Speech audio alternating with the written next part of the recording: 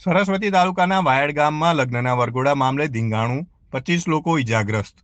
સરસ્વતી તાલુકાના વાયડ ગામમાં વરઘોડો કાઢવા જેવી બાબતે એક જ જ્ઞાતિના બે જૂથો વચ્ચે ભયાનક હિંસક અથડામણ સર્જાઈ છે.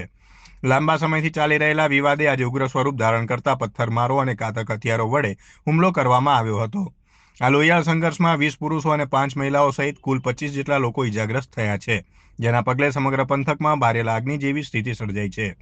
વાયડ ગામમાં વરઘોડો કાઢવા બાબતે બે જૂથો વચ્ચે લાંબા સમયથી મંદુક ચાલી રહ્યું હતું. ગત શુક્રવારે પોલીસ બંદોબસ્ત હેઠળ ગામમાં એક વરઘોડો કાઢવામાં આવ્યો હતો.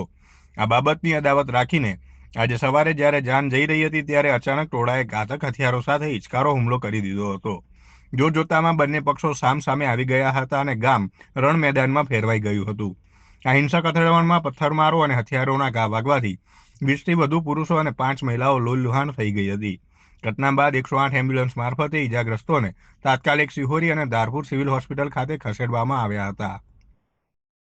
એટલે કાલે અમે બંદોબસ્ત માજી અને વરઘોડો કર્યો, બરોબર. એટલે કાલે કોઈ લોકો આગા ના થયા. ઓમ એવાને પેતરો હતો કે આ લોકોનો વરઘોડો ના થવો જોઈએ, બરોબર. અમે રાઠોડ થઈ જાદવ છીએ. હવે એ છતાંય આજે પોલીસનો બંદોબસ્ત હતો તો આખું ગામ એક થઈ આગેવાનો સરપંચ અને બધાએ, બરોબર. અને છોકરાને હંકારી મેલ્યા અને પછી અમારે જે જોઈને માતાજીના મંદિરે પહોંચી અને સોફેરથી આવ્યા. હવે અમારે 10, 15, 20 જણાનું ઘરનું પરિવાર હતું, બરોબર.